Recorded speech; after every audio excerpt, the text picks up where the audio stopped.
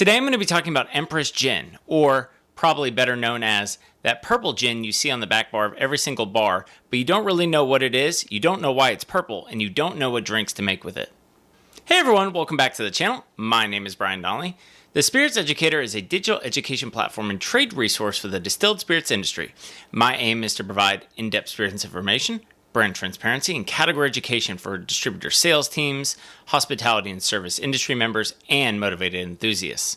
I currently work for a major wine and spirits distributor. My work here on the Spirits Educator is completely unaffiliated with my current employer. And just to clarify, the official brand name is Empress 1908, but I'm just going to be referring to it as Empress. Here's what the bottle looks like.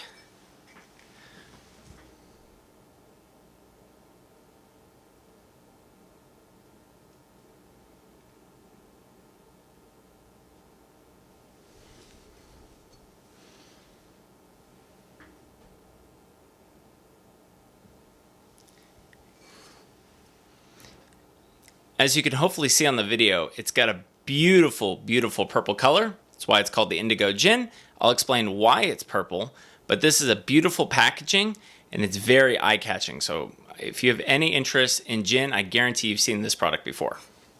Empress 1908 Gin is made by Victoria Distillers, located in Sydney on the east coast of Vancouver Island in British Columbia, Canada. Established in 2008, the waterfront distillery houses the copper pot stills used to make Empress Gin. It is one of Canada's oldest small batch spirits companies. The gin was inspired by the famous afternoon tea service at the historic Fairmont Empress Hotel in Victoria, British Columbia, located just 30 minutes south of the distillery. Built in 1908, thus the name 1908, the Fairmont Empress Hotel overlooks the inner harbor in Victoria and is known for its stately Victorian architecture, picturesque setting, and regal afternoon tea service. This iconic legendary destination has hosted travelers, dignitaries, and royalty for over a century. The hotel's signature blend is a selection of seasonal quality teas from Assam in northeast India, the south of India, Sri Lanka, and China, created exclusively by the Metropolitan Tea Company. Both floral and fruity, the tea has become one of the 8 botanicals used in the Empress 1908 Indigo Gin. The production process for Empress Gin looks like this. 6 botanicals, juniper, grapefruit peel, coriander seed, cinnamon bark, rose petal, and ginger root, are macerated overnight before distillation in small batches in copper pot stills. The last 2 botanicals, the Empress Blend Tea and Butterfly Pea Blossom, are infused post-distillation to maintain their delicate flavors and signature indigo color before the final product is bottled at 85 proof or 42.5% ABV. The main reason Empress stands out in the gin category is its unmistakable color from the Butterfly Pea Blossom, which causes the gin to change from deep indigo to bright lavender or soft pink, depending on the mixer. In addition to the color, this botanical provides warm, herbal earthiness and a soft, delicate texture. It plays a similar role to Angelica, which is widely used in other gins. No artificial colors or stabilizers are used, so the indigo color will gradually fade over time, but the flavors will not. It's essential that you store your bottle of Empress Gin away from the sunlight, just like a bottle of wine. This will help prevent the acceleration of color loss. Just some final personal thoughts before we get into the individual products. The Empress 1908 Indigo Gin allows professional and amateur bartenders to create simple, beautiful, and delicious cocktails. Much like the hotel that inspired it, Empress Gin aims to exemplify a perfect balance of traditional elegance and modern sophistication. The Empress Indigo really blew up during the Taylor Swift Eras Tour with the Lavender Haze cocktail. Enough talking about it, let's taste it.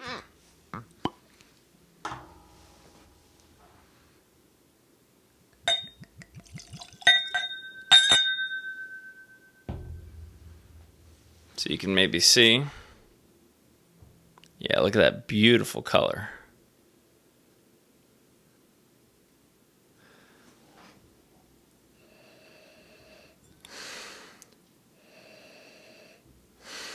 It's got a nice nose.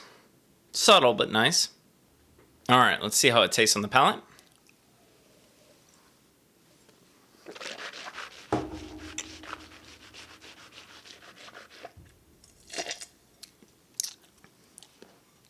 It's got a ton of flavor, ton of complexity.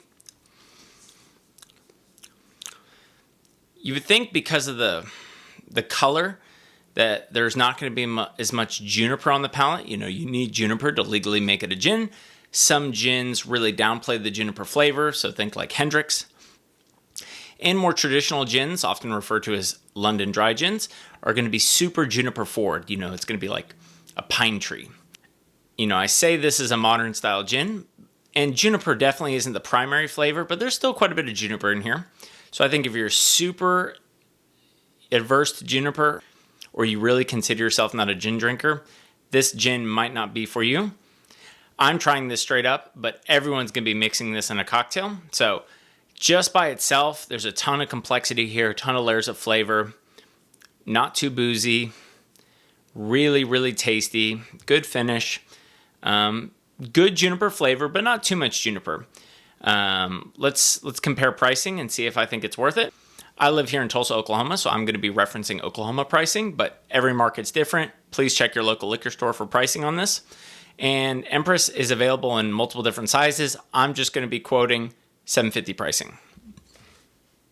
A $7.50 bottle of Empress is going to retail somewhere between, let's call it $35 and $37. And so, do I think this bottle is worth $35 to $37? I definitely do. I think the flavor you get, I think the options it gives you in terms of mixability and cocktails this is a no-brainer. I think this product is super unique. It's really special. I know there's a bunch of knockoffs at this point, but you know, this is the original, and I really, really think it's worth the money. There's so much good gin out there. So, I mean, kind of like bourbon, you get to be really picky at every single price point. For $35, I think it's worth buying this product at least once. The nice thing about Empress is it comes in a bunch of different sizes. I think it comes in a 375, like the small bottles, a regular 750, and then even a liter. And then just recently in my market, they rolled out the 175, the really large bottle for the Indigo, if you're a really serious Empress drinker. But if you're not sure and you want to try these, you know, ask your local liquor store if they carry the 375s or would be willing to order a 375 for you. So that way you can try it and you're not committing to the full normal size 750 bottle. Thank you so much for watching. I hope you enjoyed this video and you even learned something. Please give this video a like and consider subscribing to my channel. Also, if you'd like to be notified whenever I have new content on my website or this YouTube channel, please consider subscribing to my email newsletter. I'll leave a link below in the description. And if you'd like to support this channel further, please consider becoming a Patreon member or gift me a cocktail through the link below in the description. Thank you so much for your support, and as always, please drink responsibly.